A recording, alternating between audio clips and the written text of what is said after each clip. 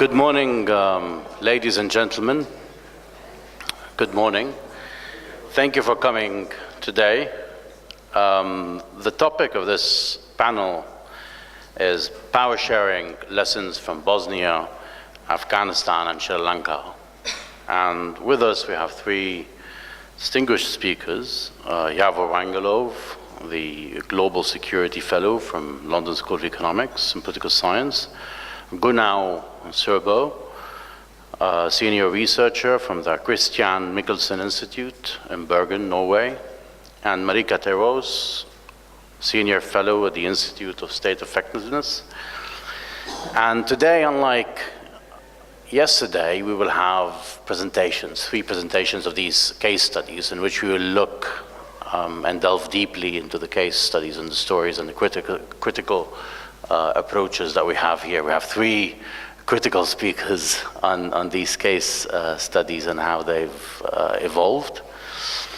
I just have a few remarks to make about the three case studies. One on Afghanistan, in which the external interventions and regional meddling. You have Pakistan, Iran on one hand. On the other hand, you have the US role, which is now taking a more narrow security-centric approach with the negotiations with the Taliban. And also the Bosnia case, which in post-Dayton has required significant peacekeeping.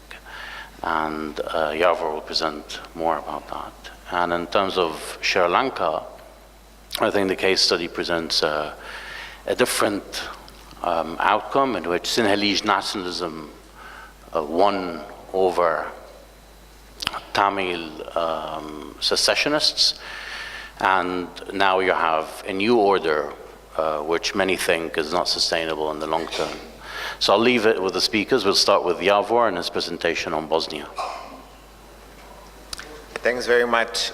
Thanks very much, Mohammed, and I want to thank our organizers, Carnegie Middle East and the Friedrich-Ebert-Stiftung, for bringing us together at a time when I think certainly the case that I'll be speaking about, Bosnia, is repeatedly invoked as in many ways people see it as the poster child of power sharing arrangements that end wars. And both the nature of the sort of negotiations that enabled the final peace agreement, and I think the character of the post peace agreement situation and order in Bosnia, I think do have important lessons for other areas.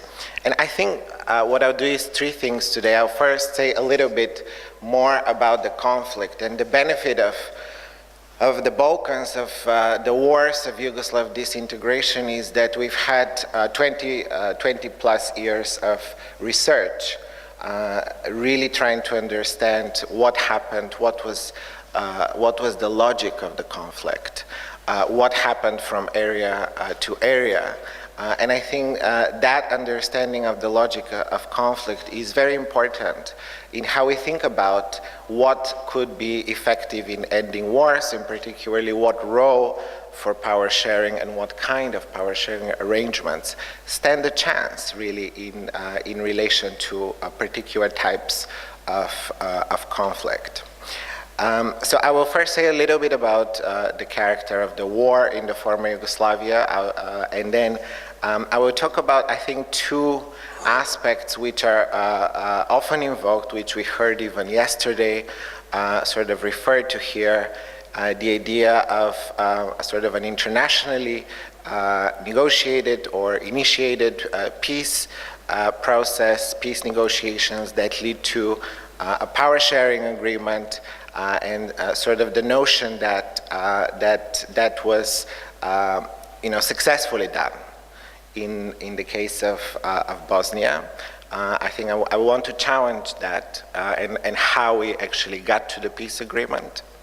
And secondly, what we've heard that Bosnia and sort of the power sharing deal, the peace agreement, the Dayton peace agreement has worked.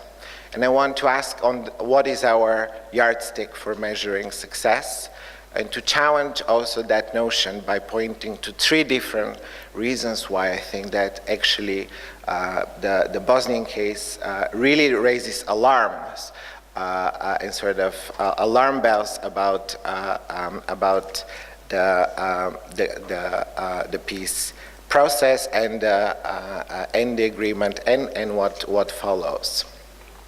So just a little bit about the conflict. So the Yugoslav wars of disintegration started with a very brief war in Slovenia, and then a very sort of brutal war in Bosnia and Croatia. But then they continued throughout the 90s, and in 1999, 4 years after Dayton, we had the conflict in Kosovo. Ethnic cleansing in Kosovo, which led to NATO bombing of Yugoslavia. That wasn't the last chapter, and there was subsequently also violence in Macedonia. And I think that sort of the Bosnian war is particularly interesting because it was, in a way, the most multi-ethnic, multicultural part of Yugoslavia. It was also the area of Yugoslavia that had the highest rate of intermarriage, 20%, in some areas reaching 30+% of intermarriage. And we talked yesterday about the fact that the war really started when a sort of a pro-democracy protest was attacked and a sniper started shooting at the protesters. And ultimately what the sort of the violence turned into was a sort of ethnic cleansing reaching genocidal proportions in Srebrenica. The goals and methods of war were the political control of territory through ethnic cleansing rather than winning or losing the war. And the means that were used were expulsions, killings, rape as a sort of weapon of war, very elaborate sort of, including forced pregnancy as a way of actually changing the ethnic makeup of the population. So incredibly brutal. And what I find every time when I go to Bosnia and ask people, about the war, they say, the war had to be so brutal because we didn't hate each other. It was an incredible amount of violence that was necessary in order to break up these incredibly intermixed and sort of inter-ethnic communities, streets, and families. As well. So the violence, in a way, was the way in which the sort of the extremist political projects of ethnically pure territories were pursued. And I think the identities that emerged after the war were much hardened as a result of mass atrocities, because it became a question of life and death. Whether you are a Bosnian Serb or a Bosnian Muslim or a Bosnian Croat. So I think one of the misconceptions of the international community, and interestingly Bill Clinton has acknowledged that, he said that one of the reasons why his policy in Bosnia was so disastrous was that he was very influenced by the work of Robert Kaplan, who sort of peddled this theory that this was a conflict of ancient hatreds. These people have always hated each other, and sort of the communist state had to put a lid on these simmering tensions which were in a way always there.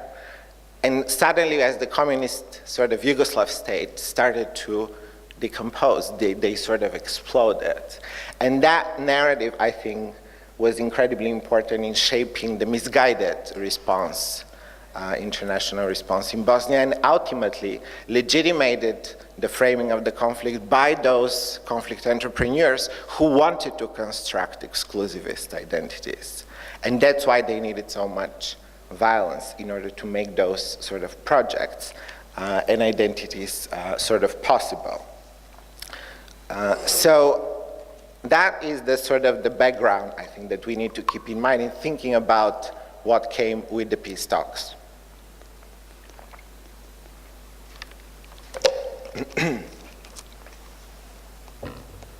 Now, there is a narrative in the international community which we hear now in relation to Syria, for example, about the Dayton Peace Accords, and the narrative roughly goes along those lines. You had these armed groups.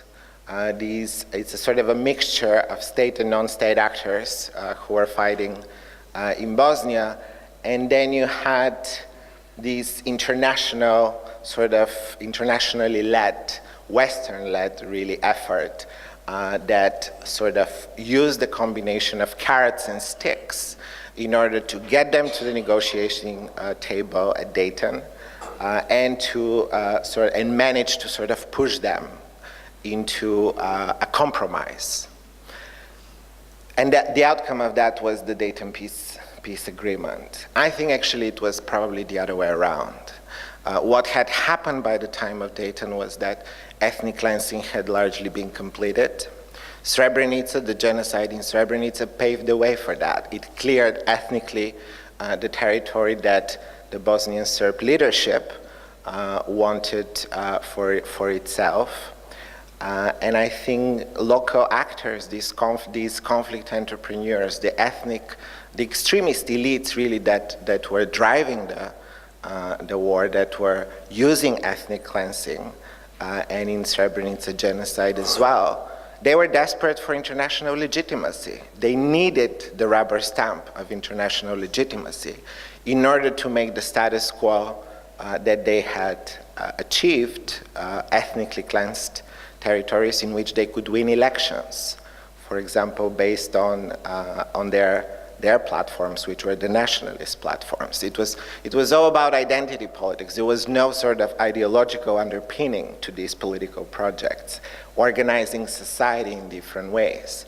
No, it was about claiming power on the basis of identity, on the basis of being Serb or Croat. And I think they needed the international community to legitimate, if you want, the outcomes of ethnic cleansing and genocide. And what they needed for that was two things. First, they needed ethnic partition. They needed Bosnia to be sort of turned into a patchwork of ethnic entities, as they call them. We have the Republika Srpska, and then we have the sort of Muslim Croat, Bosnian Croat Federation as sub-entities. And then further down the line, sort of ethnic enclaves.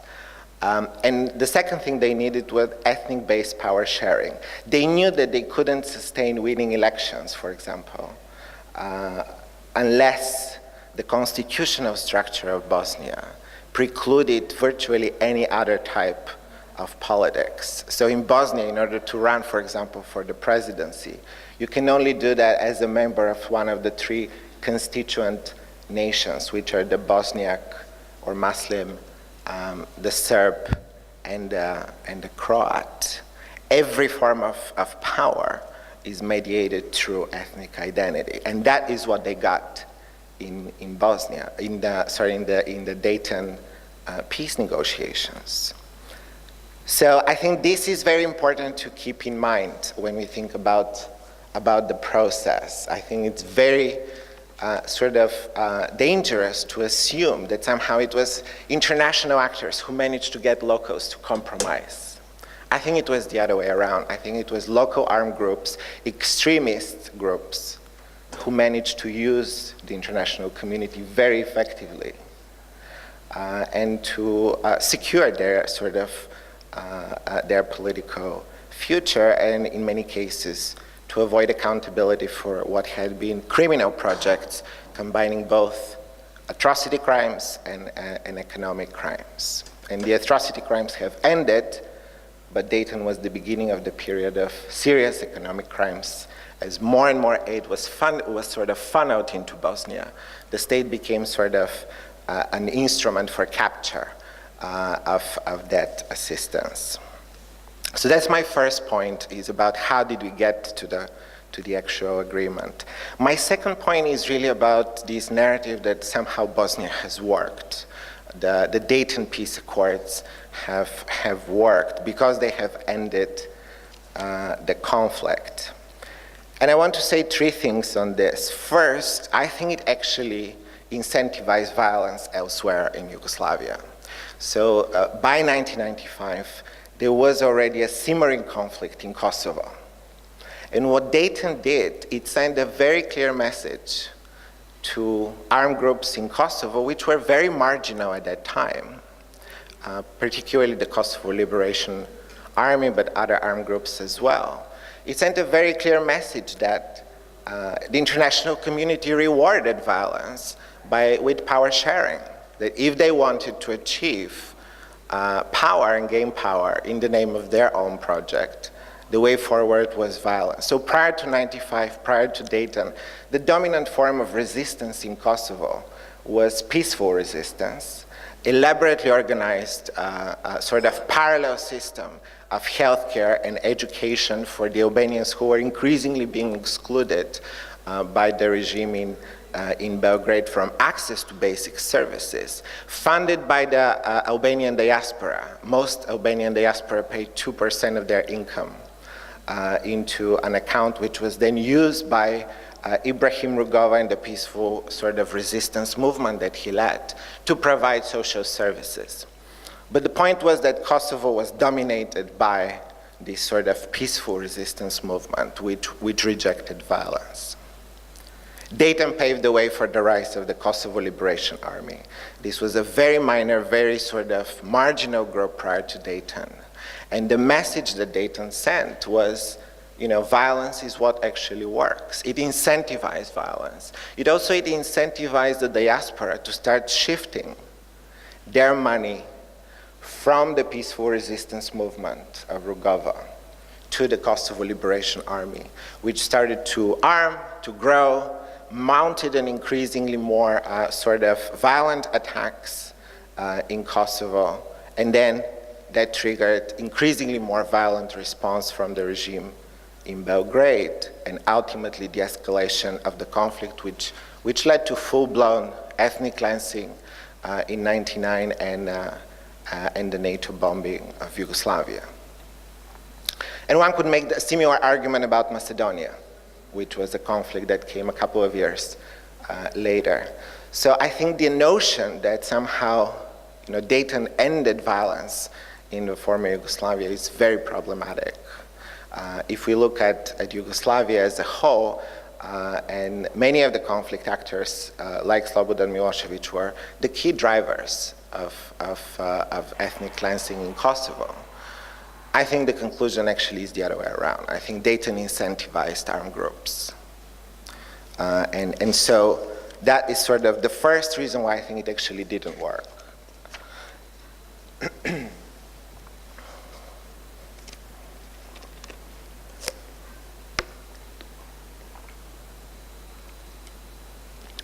Now my second point on this is that it also didn't end the conflict, it sort of froze the conflict. It's very sort of interesting to look at Bosnia and the sort of Dayton. The peace agreement, it's a very useful way of thinking, I think, about it, to imagine it as a sort of mafia truce. The people who are involved in it, these sort of armed groups, the extremists who really got rewarded and given power sharing in sort of Bosnia. We know now with hindsight that conflict was much more like a sort of mutual enterprise in which these extremists found different ways of pursuing political and economic agendas through the war. And in a way, the mafia truce was a way to turn the mutual enterprise of war into a mutual enterprise with non-violent means. But it's an incredibly unstable mutual enterprise, the one of sort of peace. And the mafia truce is incredibly unstable, which is why, as Mohamed pointed out, 25 years after Dayton, we still need international peacekeepers. And I think what we still need as well is what Bosnian people often say is that the reluctance of Bosnians themselves to go back to violence is what really has kept sort of peace in Bosnia. So in many ways, we have peace in Bosnia despite Dayton. rather than because of Dayton. And my final point, and on this I will end, what I think has been its sort of failure, and a failure that is very important for other regions to acknowledge and not repeat. These kinds of wars that involve primarily attacks on civilians, that sort of that are a mixture really of criminal violence and political violence, they can only really end with the emergence of legitimate political authority. And the emergence of legitimate political authority is exactly what the Dayton Accords have prevented. By entrenching power in these incredibly criminal, really, elites, ethnic elites, and making it impossible to sort of move beyond the ethnic projects and criminal projects that they pursued during the war and continued to pursue with other means in the transition. What the agreement did is it closed down space for the emergence of alternatives which existed during the war, and I want to speak maybe later about examples like Tuzla, because we've heard repeatedly here references to local areas that somehow managed to contest the logic of these wars and to carve out what people call islands of civility. Those existed in Bosnia. Alternative ideas for going about the peace process and the transition, all of these were sort of precluded, and we have had protests in Bosnia. We have had, for example, anti-corruption protests, which have a lot of resonance because the corruption in Bosnia is pervasive, like in most conflict-affected states. But the Dayton framework has been so overbearing and has locked the logic of the ethnic power sharing and these elites in place, that it has so far been impossible to break through that with an alternative kind of politics, which is ideological politics rather than identity politics. And I think I'll stop here. Thank you, Iavor. Very illuminating. We're going to start with the Sri Lanka case, which is not very different. I mean, it's changing realities on the ground, basically, before power-sharing arrangements. Please, Gunnar. Thank you. Now, the Sri Lankan story is not about compromise, definitely. It's about the victor's peace. It is like Bosnia, a story about the problematic record of international intervention. But it's also a story of a political landscape that is very reform resistant and which does not create easily any kind of compromise. It has, as you know, most of you, some peculiar features. I mean, it looks tiny on the map, Sri Lanka, but it's 6 times larger than Lebanon, with 22 million people, and 75% of them are Sinhalese. Most of the Sinhalese are Buddhists. And the Tamils make up 15%, split between the so-called Sri Lankan Tamils, which created this spectacular liberation movement, the Tamil Tigers, and 11%, and then some so-called upcountry Tamils, which make up about 4%. They were brought from India to work in the tea plantations during British colonial rule. And then you have around 9% Muslims. They speak Tamil, but they have a distinct ethnic identity.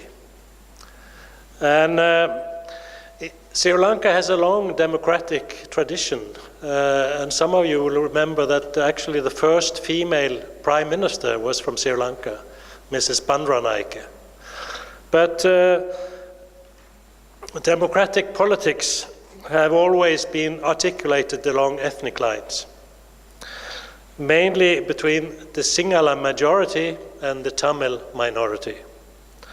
And since independence, there have been 2 mainstream Sinhalese, mainly then, political parties, the United National Party, and the Sri Lanka Freedom Party, and they have engaged in what we could call ethnic outbidding in order to secure the majority vote, the Sinhala vote.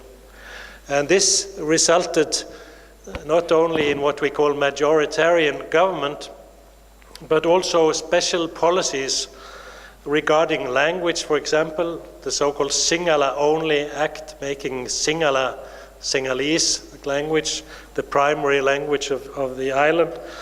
And Buddhism was given the foremost place in the 1972 constitution, and also regarding land, state employment, and access to higher education, the Sinhalese majority population was favored. And it was favored in the name of redressing old colonial grievances. And it was argued that the Tamils had been favored by the British at the expense of the Sinhalese community in terms of education and in terms of getting positions in the colonial bureaucracy.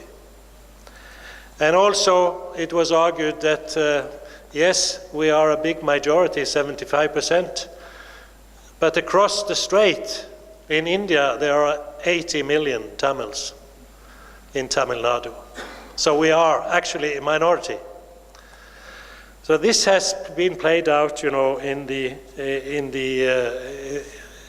the political evolution of Sri Lanka since independence. And from the very start, the Tamil elite took issue with this centralized, so-called unitary state, and tried to strike a bargain to secure minority rights, but without success. And then from the 70s, they were shifting from a call for minority rights and regional autonomy to a call for an independent Tamil state, Tamil Ilam, as it was called. And as you know, the Tamil Tigers, the liberation Tamil Tigers movement, emerged in their own eyes as the sole representative of the Tamil people. And they became, as you know, a very spectacular movement. They killed Rajiv Gandhi, the former Prime Minister of India. They killed the President Premadasa in Sri Lanka.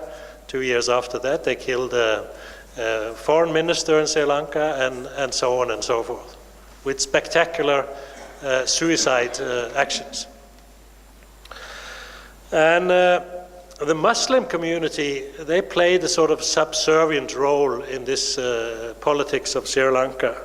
Sometimes the Muslim leaders sided with the Tamils, and in other cases they sided with the government. And the same with this upcountry Tamil community.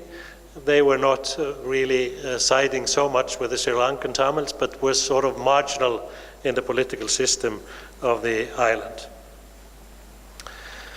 So, but these two big parties in Colombo, based in Colombo, have always been characterized by deep-seated animosity, hostility between them.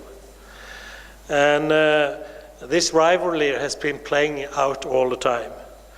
And it's partly driven by competition between political families, dynasties, but also manifest in some ideological differences and differences in their support base, but less important now than it used to be. Basically, it's about families and dynasties fighting each other, belonging to two different parties. And both of them, in order to secure the majority vote, promoted Sinhala Buddhist nationalism. And given that neither of these parties commanded an absolute majority since the 1980s, they had to reach out also to the ethnic peripheries, both the Tamils, the Muslims, and the upcountry Tamil peripheries, either by drawing people into alliances or by securing support for what we could call kingmakers, like Muslim kingmakers that supported one or the other of these big political parties. But this conflict became much worse in the 1980s, and war broke out, and India sent peacekeeping forces in 1987 And under Indian pressure, the Sri Lankan constitution was in fact amended, whereby a provincial council was created with significant powers, and the northern and eastern province, where most of the Tamils lived, were merged. And this roughly corresponded with this Tamil Elam homeland. But it happened very much against the wishes of the Muslim population, who feared becoming a minority dominated by brutal and authoritarian, ruthless tigers. But on the other hand, it was also less than the tigers were bargaining for, which was actually, it turned out, not a federal state, but an independent state. And it was part of the deal that the tigers should disarm, which they didn't do. Actually, they started fighting the Indian peacekeeping troops, and after 1 or 2 years, also the Sri Lankan government wanted the Indian troops out. And there was actually a kind of tacit alliance between the Tamil rebels and the Tamil tigers. And the Indians left in 1990. 1991, the tigers killed Rajiv Gandhi. 2 years afterwards, they killed Premadasa, the president of Sri Lanka. The merger between North and East was retracted. No state reform has since been carried out, and the war started again fully.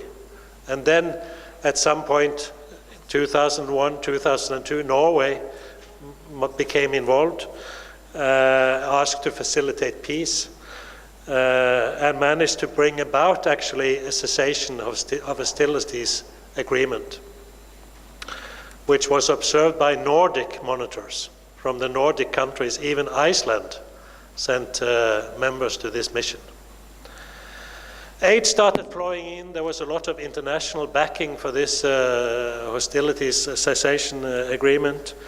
But in Colombo, the government didn't have the necessary backing to make reforms, and there was a deep conflict between the president and the prime minister, who belonged to two different parties. And in fact, then the Norwegian peace process brought ethno-nationalist parties who had been on the margin of the Sri Lankan political system to the center. And I led an evaluation of the Norwegian peace efforts in Sri Lanka, and we concluded that as one of our points, and actually that the Norwegian-led peace process were used in a political game in Sri Lanka. The Norwegians and the whole peace process was demonized, and it was argued that this was an interference into Sri Lankan sovereignty, and so on and so forth. And this brought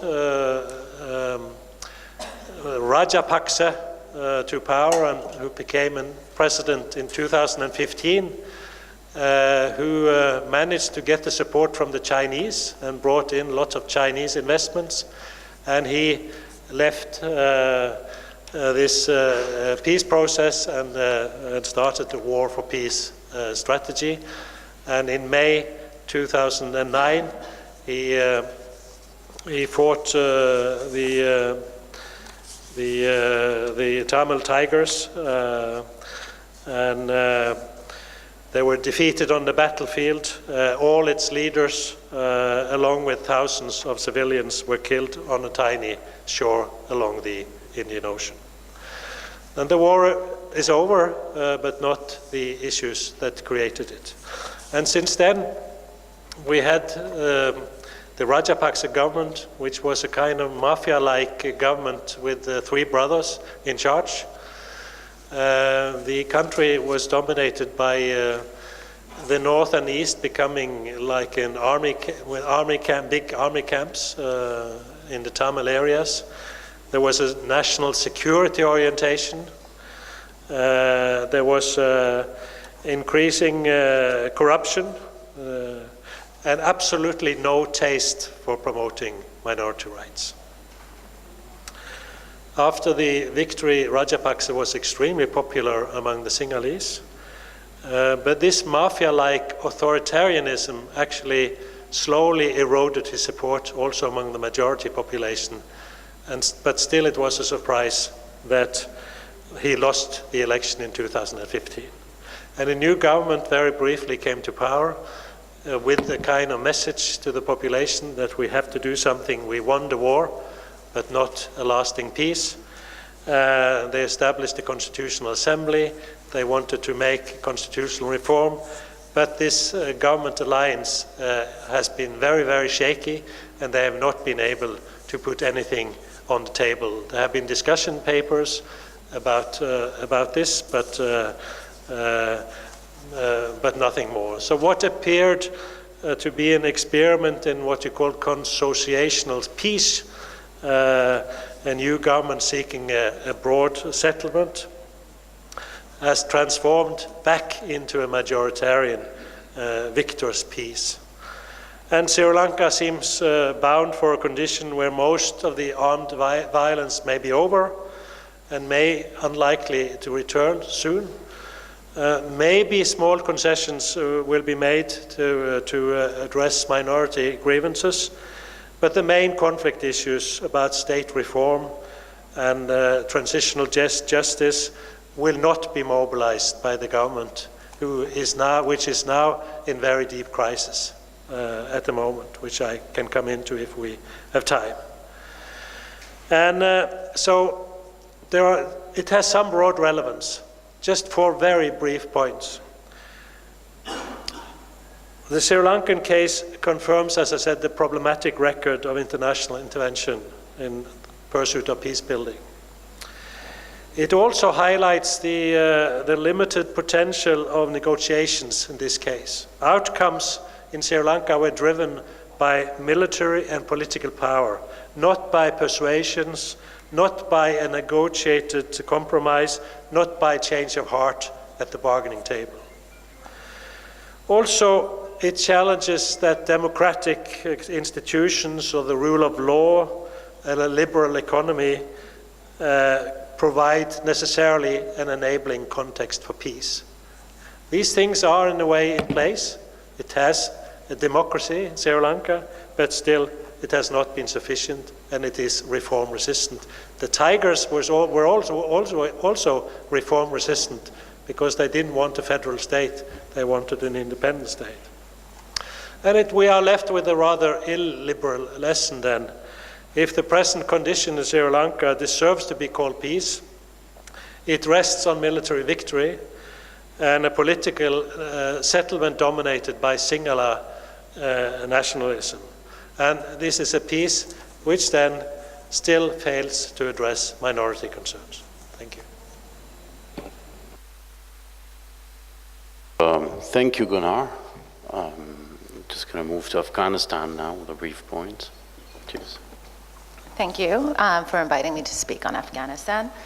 A number of the themes raised yesterday in the panels resonate a lot in the case of Afghanistan, including the impact of regional meddling, of rentierism and violent patronage politics, of state failure and the exclusion of broader segments of society.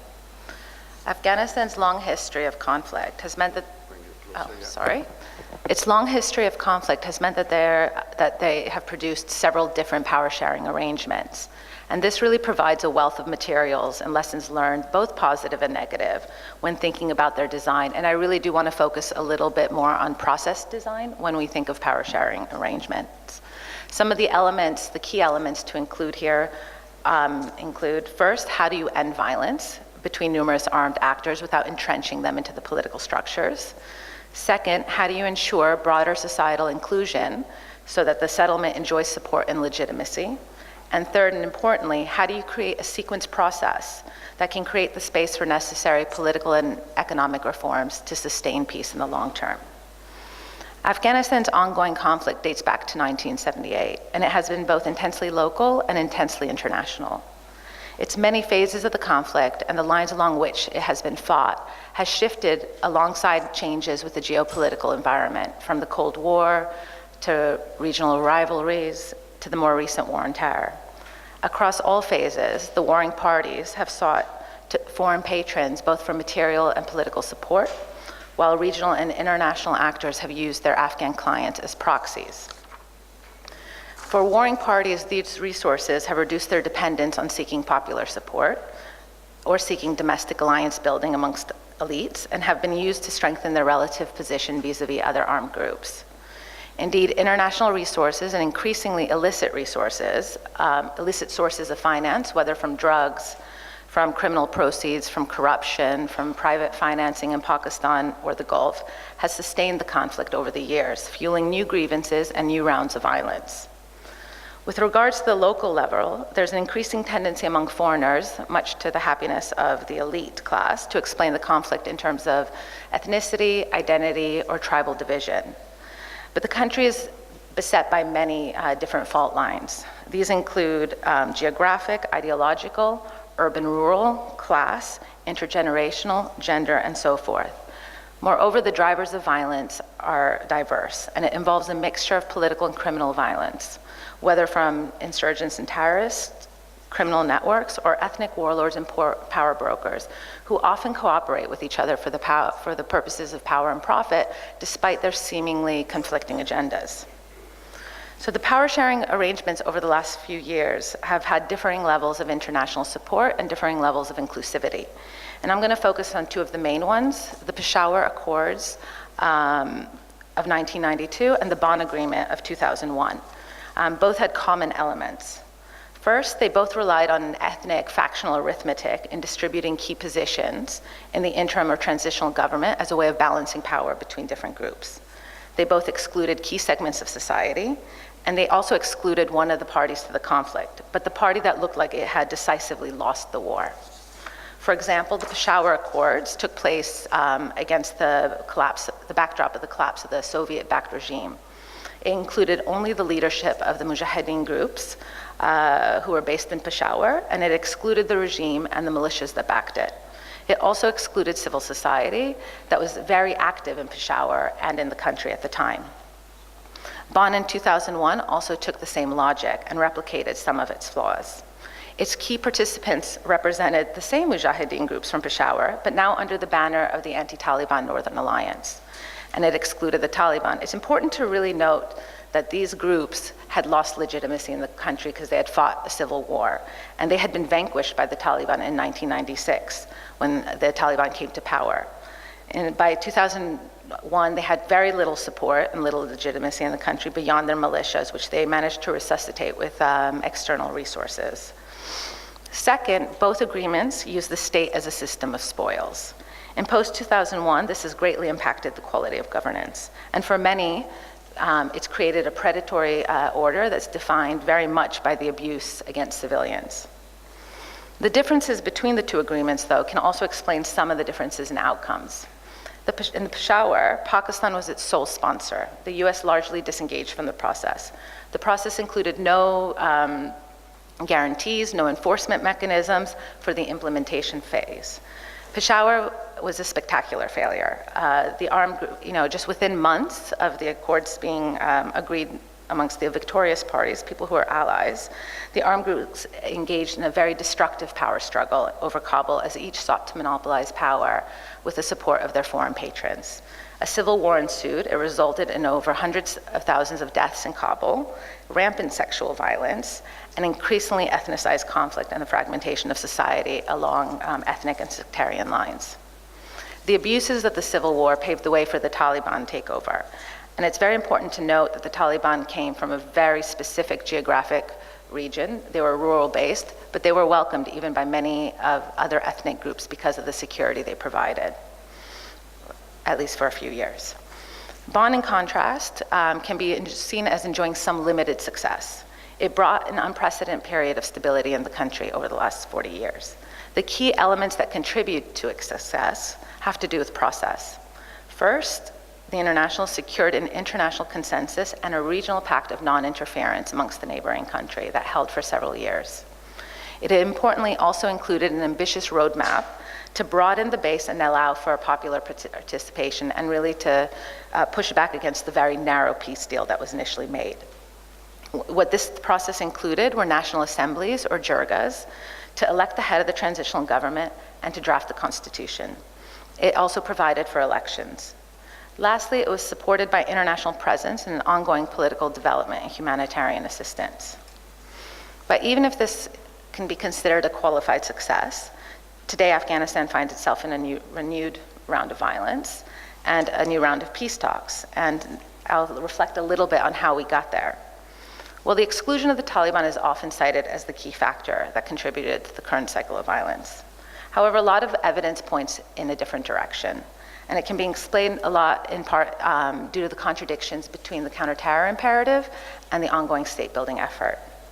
The monopolization of power by factional ethnic networks that were aligned to the US reinforced a lot of the dynamics of exclusion in the country and created a lot of security dilemmas between communities and zero-sum politics. The opportunities that had been provided by a more expansive and ambitious bond process to sideline warlords and ethnic militias, which they were now called, were undermined at every single point by international actors who wanted to prosecute the war. So for instance, right after the war, when they held elections for the Loya Jirga, none of the warlords who had been part of the agreement were actually elected.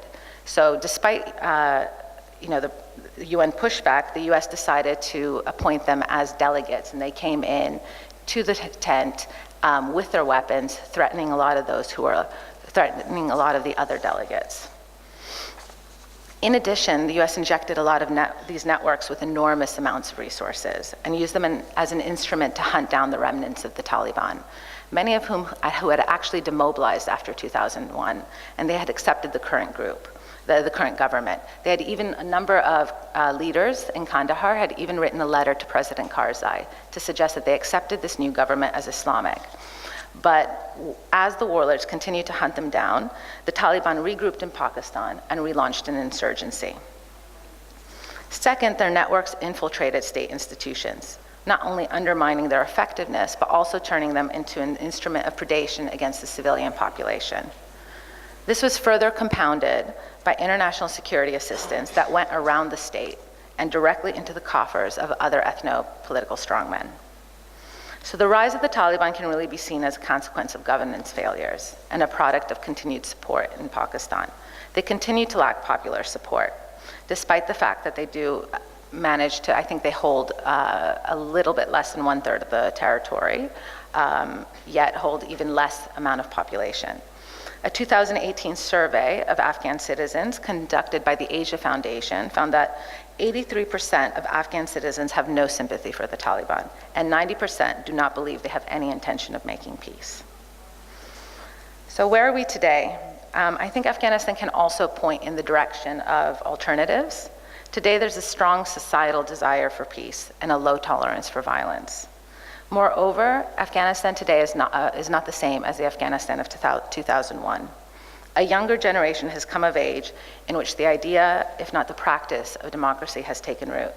A number of young Afghans have told me, the old systems have failed. The ones based on communism, Islamism has failed, and the young generation needs to create a third system. Another Afghan told me, Afghanistan is a young democracy that is still dealing with the legacy of violence and warlords and ethnic factions, but now we at least have a constitutional and legal framework to deal with it. Nearly 80% of the country is under 40, 68% is under the age of 25. In 2018, more than 60% of parliamentary candidates were under 40. In recent years, with the new, more reformist government, more than 500 young leaders have been appointed to positions of power. This generational change in society and within the public administration often goes underreported. And this generation is also quite different than the older generation. They're more educated, they're more connected. We went from a country that had very little cell phone penetration to one where it's 98%. And they're creative and courageous in their approach to solving problems. And this is not simply in the urban centers, but across rural areas as well. Understanding their potential doesn't really underestimate the great challenges that continue to persist. But I think it's important to note that, according to the World Bank's development report of 2001, it takes more than 30 years for a country to turn the corner. And Afghanistan is 18 years in.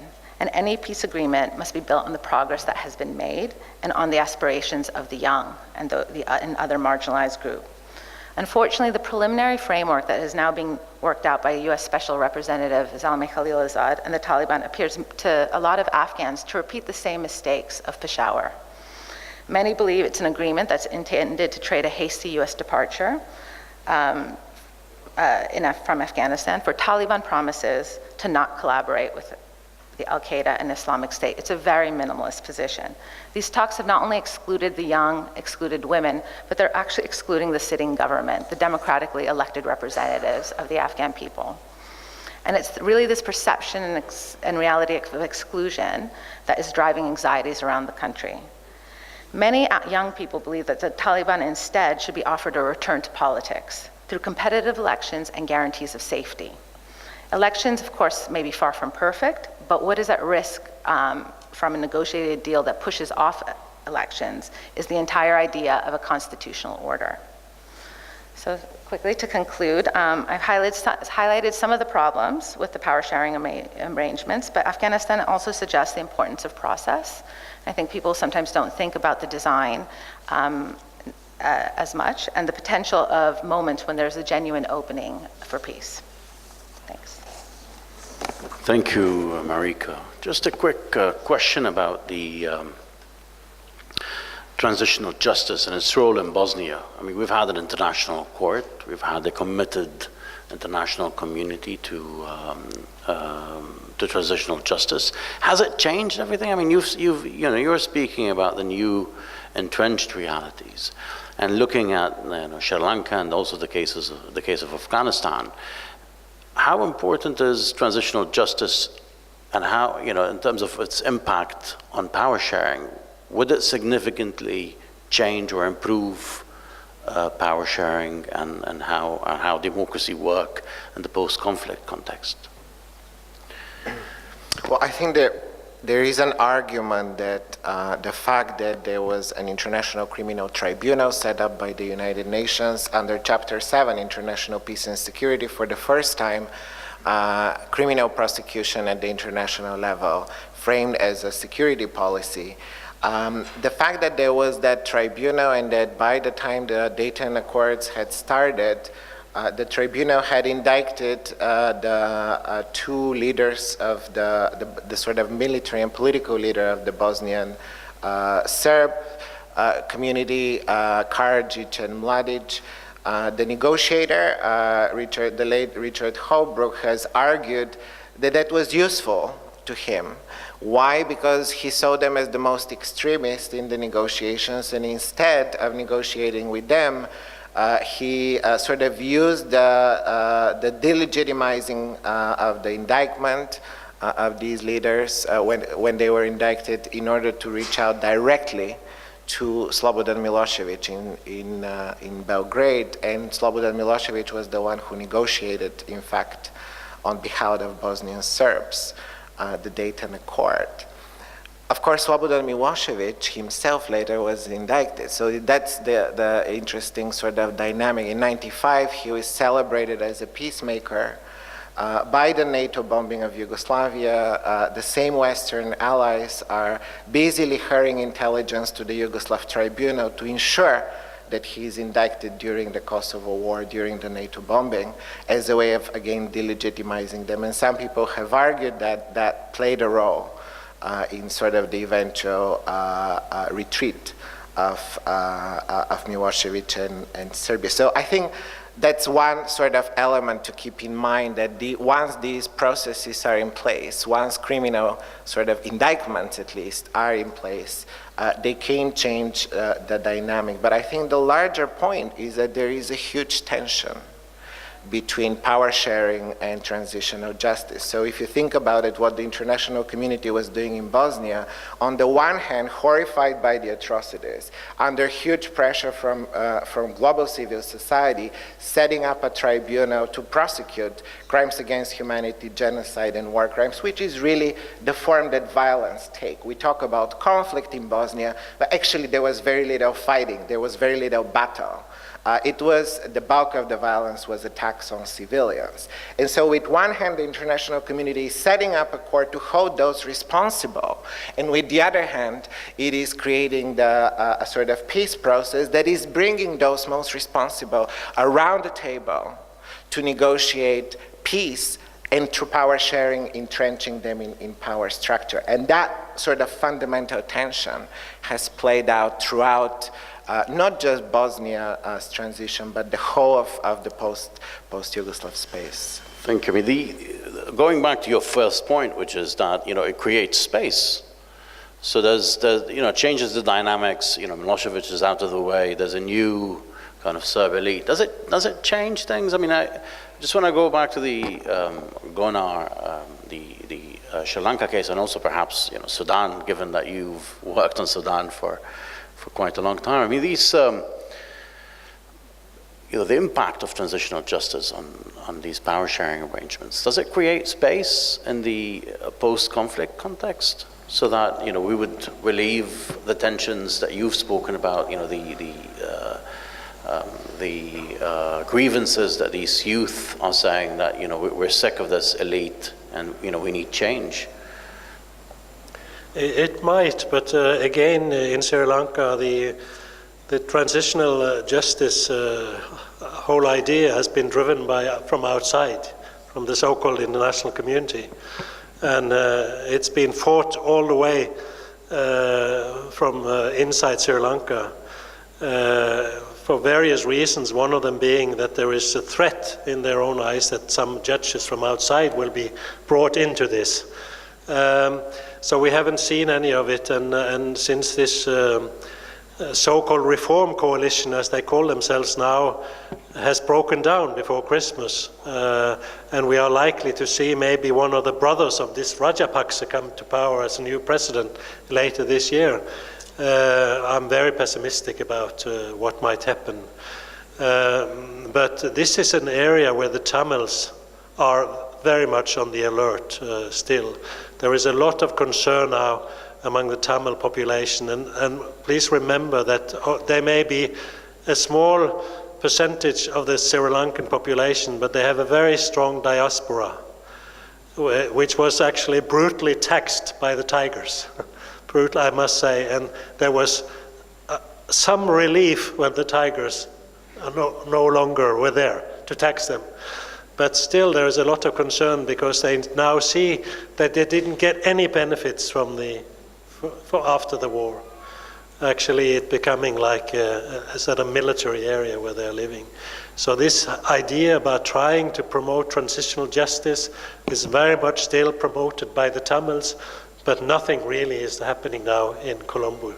So, as you say, it might have pushed in a positive direction the political process, but at the moment it's not happening. I mean, if we are going to have a sort of a takeaway from these three cases to apply to the Arab world and our post-conflict transitions, given that we have the peace processes kickstarting in Yemen, for instance, and also in Libya, and in places where in Iraq, the power sharing agreements have to be revisited. What would we take from these three cases? I mean, what could possibly be a good lesson to learn? Well, from the case of Afghanistan, I think one is to always understand the regional dimensions of the conflict, and whether or not, how do you create a regional consensus, whether it's for non-interference and so forth. And without a regional and that may be a stopgap measure. I know in Afghanistan, the way forward, at least seen by the young elite, is to further regional integration, to create interdependencies so that there's not a need to continue interfering. I think secondly is that I think design matters, as I mentioned before. We need to ensure processes that can be broadened. I think yesterday it was discussed a bit about the Yemeni Voices Project and how they can I'm not sure exactly what that portal might look like, but how you can use that as a way of creating the space for pushing for more moderate voices, pushing against the more sort of extremist views. And thirdly, all of these countries are very young. They have huge youth populations. I know in Yemen, I think it was mentioned that the initial sort of revolution was really led by the young and by the women and by marginalized groups. And whether or not we can look at things more, whether or not, how do you bring in the younger populations who are constituencies often of peace, but can also be constituencies of violence when they're excluded? You would comment on this? Maybe just briefly, since we have a session on the role of international actors afterwards, after the coffee break, I would like to just say a few words on this. International winds were changing, they are always changing. And in the case of Sri Lanka, this was seen very clearly during the so-called Norwegian peace process. Because after 9/11, the Tamil Tigers were put on the list of international terrorist organizations. And after a very short time, actually, Norway was the only country which was able to talk to them because they were on the list, prohibited list of movements that you can talk to. And it exposed also the Norwegian facilitator or mediator and who was left alone because of these international winds changing. And at the same time, this whole liberal peace led by the West, promoting democracy and so on, was also challenged. And Rajapaksa, who came to power in 2005, was able to turn towards China, particularly, but also towards Iran. There were Israelis involved, different Libya, but he was challenging this model actually, and he got a lot of support. And this is also something which we have seen, this role of international changes that then also have a very clear impact on what can be done on the local levels, on domestic levels. The other issue is, of course, political culture. Outsiders who come to Sri Lanka would say, oh, they have a very vicious political culture, which is very clear when you read newspapers. They are really very, very aggressive against each other. But this is a reform-resistant political culture, and there is reform resistance for various reasons, which I briefly mentioned. And this, of course, is also an issue which you've seen. I mean, what can be done? Political will is of course an aspect, but how is political will? How does it emerge? Within political cultures that are reform resistant. So these are issues, I think, which apply to all these cases. Excellent point. We will open the floor for questions. So if you have any, please raise your hand. Okay. Can we start here? You as well. So let's start here. Yeah. I want to ask a question to Mr. Rangelov about Bosnia, which has been described as typical of the first post-Cold War conflict. You said that there was no hatred, no animosity between the three communities of Bosnia before the outbreak of the war. So my question is the following. To what extent the so-called international community, as you led by Washington, fueled the conflict, and if they didn't intervene, would there have been a breakdown of Bosnia and Yugoslavia? This is my question. Do we have any? Please. Yeah, thanks very much for this analysis. There's always, of course, an overlap between peacemaking, or could we say only end of hostilities, or managing conflicts, and the power sharing that we want to talk about. But nevertheless, from your rather critical assessment of those peacemaking endeavors, what would be your one bullet point or maximum 2 bullet points how to do it better? I mean, one point that I have taken was to be more inclusive rather than exclusive. That has been mentioned several times. But what else? What is the bullet point to make it better next time? Shall we start with these two, or shall we just take all the questions? Okay, let's take all the questions. Costa and then Marina and the back as well. Thank you. Also adding to the point of different narratives of ethnic groups living together peacefully or not, I do think that they are both in parallel, both exist. You see it in the literature, also in the Balkans. The Bridge over the Drina was republished after the war broke out, so it was there before, but it was not printed very often, not read very often. Suddenly it came back. I think that was what Robert Kaplan was pointing at. So I think we have both narratives together. In Syria in the 19th century you had a pogrom of, in Damascus. The question is, where do you focus on? So that's the situative aspect of ethnicity and nation building. Which narrative do you pick? And that takes me to the second point of criticizing peace agreements. I think it is true that most peace agreements are not perfect, especially not agreements that necessarily build peace.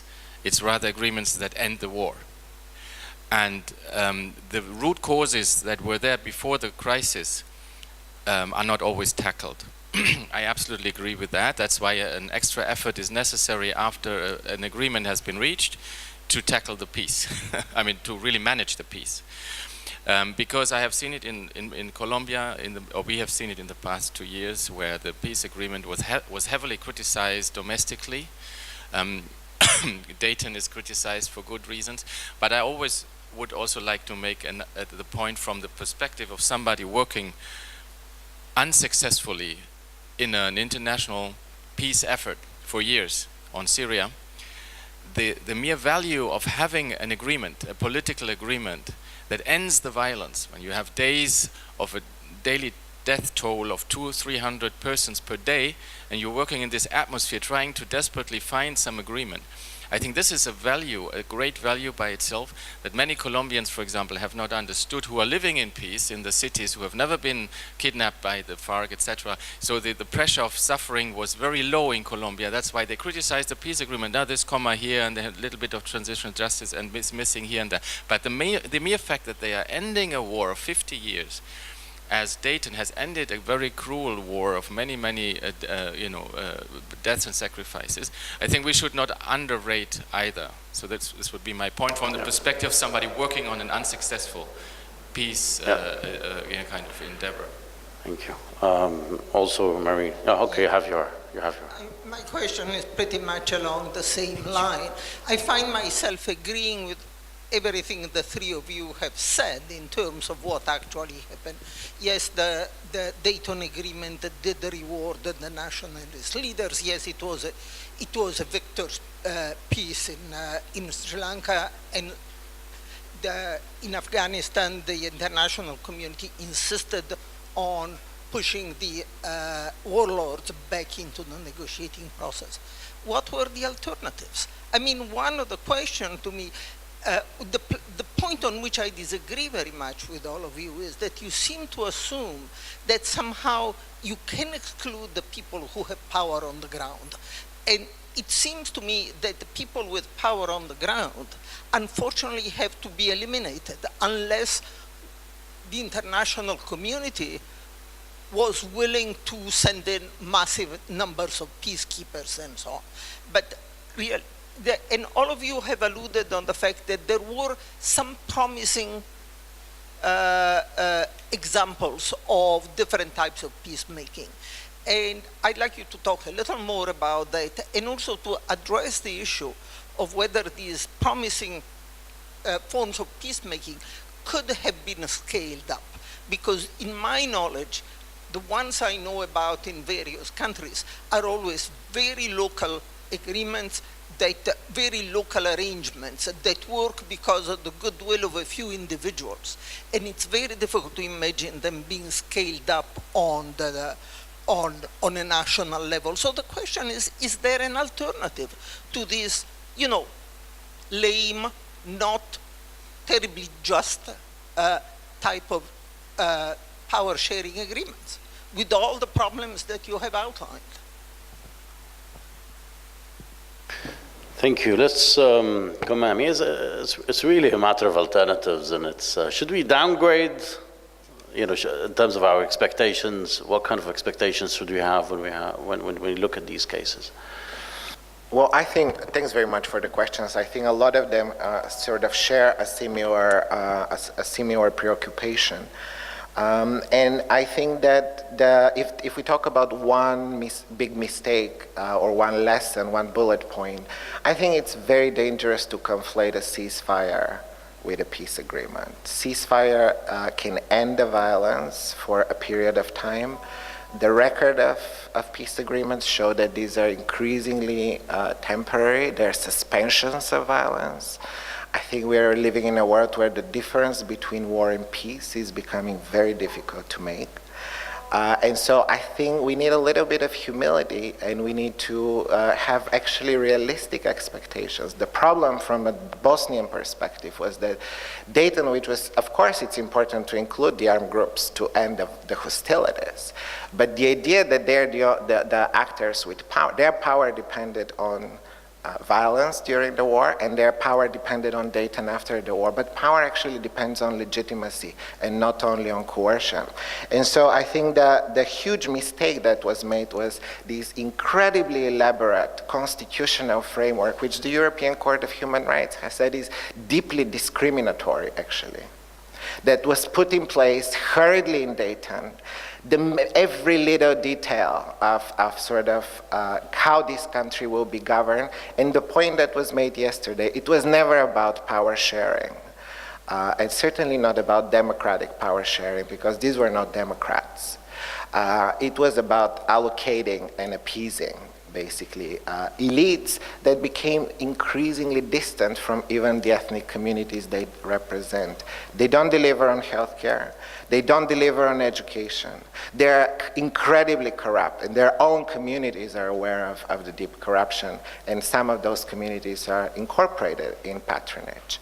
And so I think the big lesson is that there needs to be something in between this sort of ending the conflict with a huge sort of constitutional framework for power sharing put in place and doing nothing. I think a ceasefire is incredibly important as a first step to creating space for alternative politics. And I want to raise just one example in relation to the questions about what could have been done differently, and including what the international community could have done differently. There is a very interesting example, and it is not a small-scale example. That's where I disagree with Marina.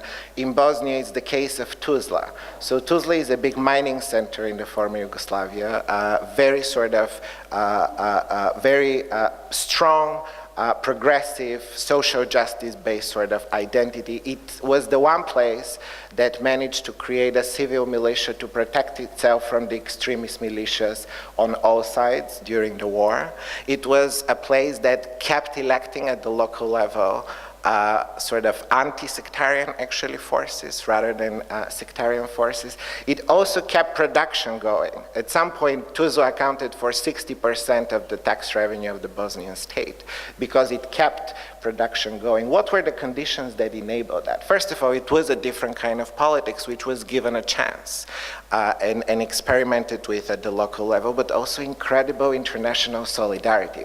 What's very interesting is that in 1984, during the miner strikes in the United Kingdom, when the miners were starving in the UK, the miners of Tuzla sent a lot of humanitarian aid. They drove trucks with food to the United Kingdom to help the miners at that time. So during the war in Bosnia, the miners, the British miners created something that ended up becoming an organization called, I think, Workers' Aid.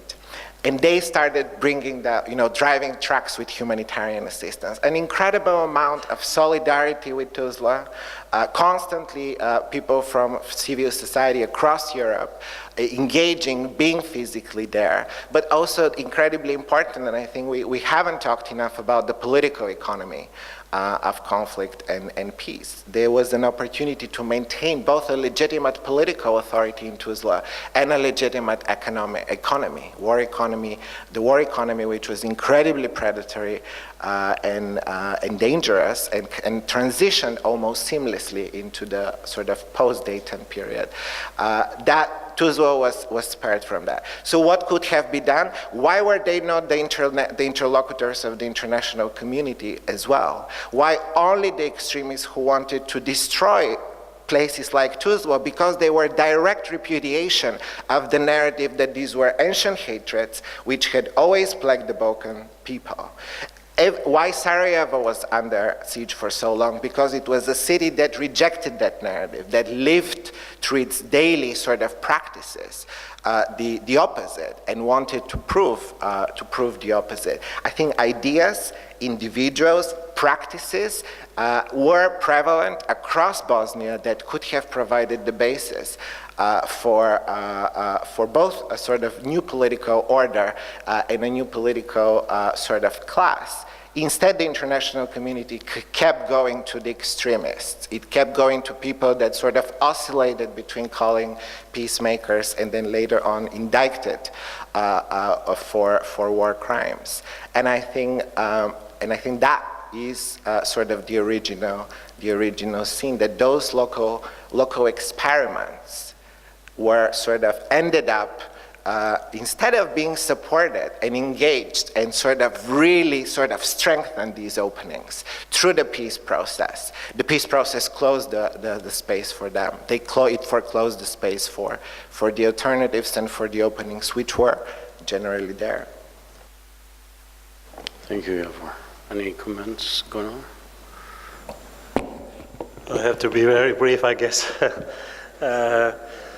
I think that in many ways the Norwegian peace effort was a kind of mission impossible, and it's not easy for the moment to see sort of entry points for international involvement in Sri Lanka.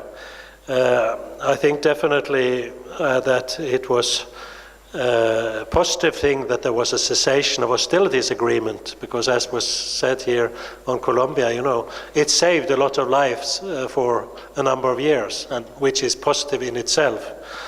But there was a lack of inclusion in the sense that the Norwegians did not have much, I think, local level contacts, either among Buddhist extremists or among moderate Muslims or moderate Tamils and so on. And the two parties on the Sri Lankan side didn't want them to have any contact, not even with the president for a while, which became an Achilles heel during the whole process. But at the moment I see that there is a potential for what we call devolution at some point in time. But the problem is, and it remains, that the whole idea about federalism in Sri Lanka, it's not an ethnically neutral concept. It's actually ethnically very charged. It's ethnicized concept of federalism, because federalism is associated with the Tamil homeland. It's not something that is demanded from other places in Sri Lanka with the majority population. And so we remain at this level of politics where we seem to be not heading anywhere in a positive direction, unfortunately. Thank you, Gunnar. Marika? I think, yes, I agree that we need to end the violence so that you can even just create the space for a different kind of politics. But I think a couple things we need to always keep in mind is, even in the Middle East, these are very globalized conflicts. They're not simply local conflicts. They take place in a global, with a lot of various different agendas from global actors. And bearing this in mind, there's a lot of actions that can be taken by international actors to reduce the capacity of some of these armed actors who do not represent parts of the population to be able to fight, whether it is reducing their resource base or and reducing the escalation of conflict. Secondly, I actually think the story of Afghanistan is a story where things went wrong, not because of having simply just an exclusive pact at the peace negotiations. It goes back to the fact that we undermined a design process that was leading slowly towards reform. And we overestimated the actual power that some of these actors had to disrupt and use violence. And even so, in the last few years, there's been a lot, despite the rise of violence, there's also been a lot of accomplishments that have been made that now we are once again appearing to stunt with another round of peace talks that disincludes, that lacks inclusion. So I think there are elements that you can sequence in a process that leads to from negotiations where you have people in government who are maybe unsavory. It's an ugly peace, but that can slowly, which often actually creates a lot of reform resistance, as you had mentioned before, but that can slowly be supported and broadened over time.